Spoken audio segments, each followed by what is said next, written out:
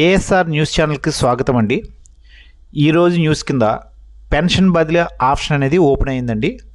ఎన్టీఆర్ పెన్షన్కి సంబంధించి ఒకవేళ ఎక్కడికైనా బదిలీ చేసుకోవడానికి ఆప్షన్ అనేది ఇవ్వడం జరిగిందండి.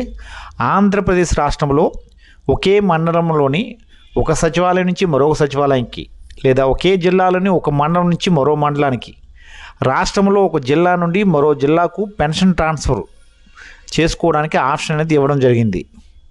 ఎవరైనా పెన్షన్దారులు పెన్షన్ ట్రాన్స్ఫర్ చేసుకోవాలంటే ఎక్కడికి ట్రాన్స్ఫర్ చేసుకోవాలో ఆ సచివాలయం పేరు, సచివాలయం కోడు, సచివాలయం మండలము, జిల్లాను ప్రస్తుతం పెన్షన్ తీసుకుంటున్న సచివాలయంలో ఉన్నటువంటి వెల్ఫేర్ అధికారులకు తెలియజేసినట్లుగా అయితే పెన్షన్ ట్రాన్స్ఫర్ కొరకు దరఖాస్తు అనేది పెడతారు. దివ్యాంగుల సమాచార నిమిత్తం పరీక్షల్లో రాత సహాయకులను పొందేందుకు 40% వైకల్యం ఉన్నట్లు సర్టిఫికెట్ ఉండాలన్న నిబంధనను తొలగించడం జరిగింది. ఎలాంటి ప్రామాణికం లేకుండా వికలాంగుల అందరూ కూడా పరీక్ష రాయడానికి ఈ రాత సహాయకులను ఉపయోగించుకోవచ్చని స్పష్టం చేయడం జరిగింది. ఎన్టీఆర్ భరోసా పెన్షన్కు సంబంధించి అప్డేట్.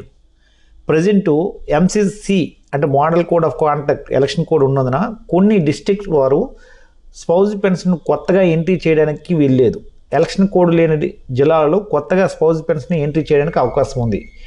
ఎలక్షన్ కోడ్ ముగిసిన తర్వాత డెత్ అయినటువంటి వారిని న్యూ స్పౌజ్ పెన్షన్ అప్లై చేయడానికి స్క్రీన్ అనేది ఓపెన్ చేయడం జరుగుతుందని అధికారికంగా తెలియజేయడం జరిగింది.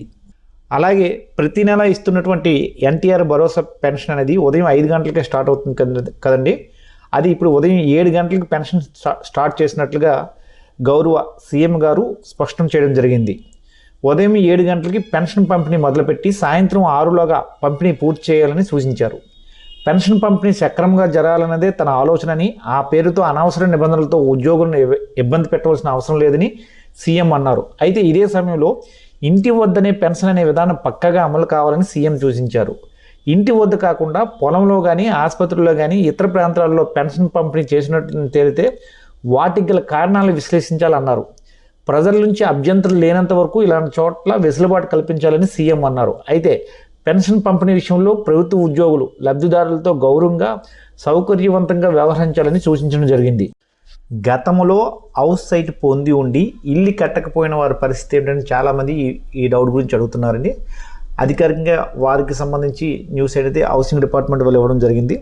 ఇప్పటికే ఇంటి స్థలం జారీ చేయబడి కోర్టు కేసుల్లో ఉంటే వారికి ఆ స్థలాన్ని రద్దు చేసి వేరే చోటకి జారీ చేస్తామని చెప్పారు. గతంలో కేటాయించిన లేఅవుట్ నగరానికి దూరంగా ఉండడం, శ్మశానాలకు దగ్గరగా ఉండడం, ముంపు ప్రాంతాల్లో ఉండడం వంటి సమస్యలు ఉంటే మొత్తం లేఅవుట్ని రద్దు చేసి వేరే చోటకి కేటాయించాలని నిర్ణయించారండి. ఇప్పటికే ఇంటి స్థలం పొందినప్పటికీ ఇల్లు నిర్మించిన వారికి ఆ స్థలం రద్దు చేసి వేరే చోట స్థలం ఇస్తారు. అలాగే ప్రభుత్వం నుండి మ్యూటేషన్ కట్టిన రైతులకు ఐవీఆర్ఎస్ కాల్స్ అనేవి వస్తున్నాయి. అందులో ముఖ్యంగా రైతులను ఈ కింది ప్రశ్నలు అడుగుతున్నట్లు సమాచారం. 1. మీ భూమి వద్దకి వీఆర్ఓ గారు పరిశీలనకు వచ్చారా? 2. ఫారం 8 అనేది సచివాలయంలో అంటించారా? 3. మ్యూటేషన్ కొరకు మిమ్మల్ని డబ్బులు అడిగారా? లాంటివి అడుగుతున్నట్లు సమాచారం. ఈ ఐవీఆర్ఎస్ కాల్స్ అనేవి 2 days నుంచి రైతులకైతే డైరెక్ట్గా కాల్స్ అయితే వస్తున్నాయి. Thank you.